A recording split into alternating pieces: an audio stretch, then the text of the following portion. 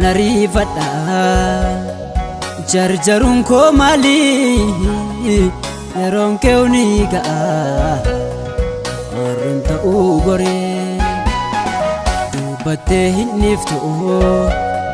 inni dhufaa guyyaan kee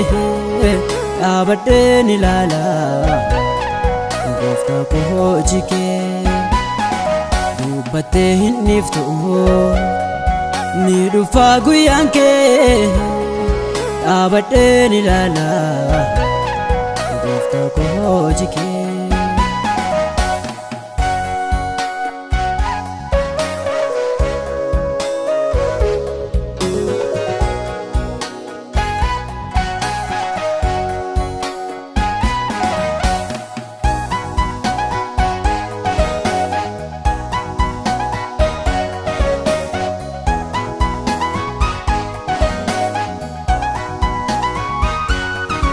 Anabdiin agidduut guyyaat murteessitu ni dhufa ariifadhee deemee maafan harka hormaatti kufa takkumaan socho'uu ture maanseegaa guyyaa kee asiifachiin jedhu dhaabadheen ilaala murtoo kee takkumaan socho'uu dhaabadheen seegaa guyyaa kee asiifachiin jedhu dhaabadheen ilaala murtoo kee. Maafana rifadha jarjarun ko mali yeroon kee ni ga'a warreen ta'uu goree dubbattee hin niftu inni dhufaa guyyaan kee dhaabadheen ilaala gooftaa koo hojii kee dubbattee hin niftu ni dhufaa guyyaan kee dhaabadheen ilaala gooftaa koo hojii kee.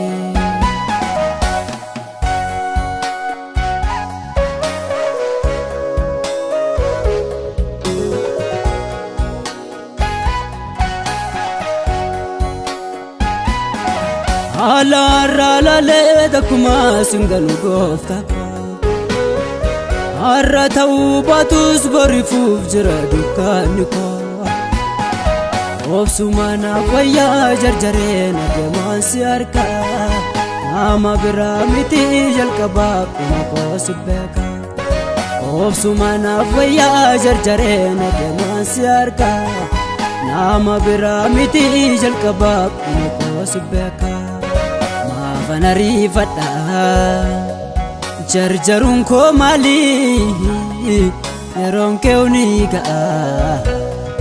warreen ta'uu goree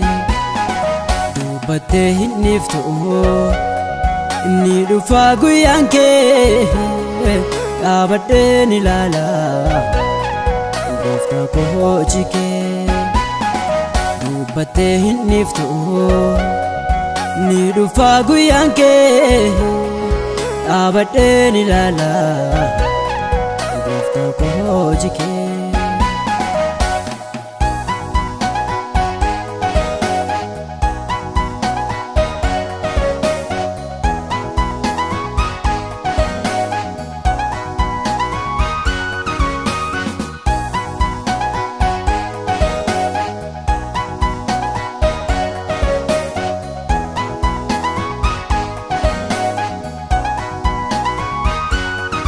Gaara kee ilaalee kan yeella'een jiru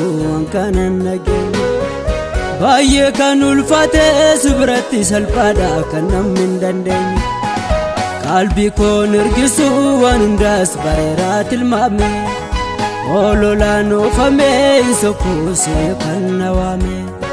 qalbii koon ergisu waan hundaas bareeraam tilmaame ololaan oofamee hin sokkuusee kan nawaame. Maafana rifadha jarjarun ko mali yeroon kee ni ga'a warreen ta'uu goree dubbattee hin niftu inni dhufaa guyyaan kee dhaabadheen ilaala gooftaa koo hojii kee dubbattee hin niftu ni dhufa guyyaan kee dhaabadheen ilaala gooftaa koo hojii kee.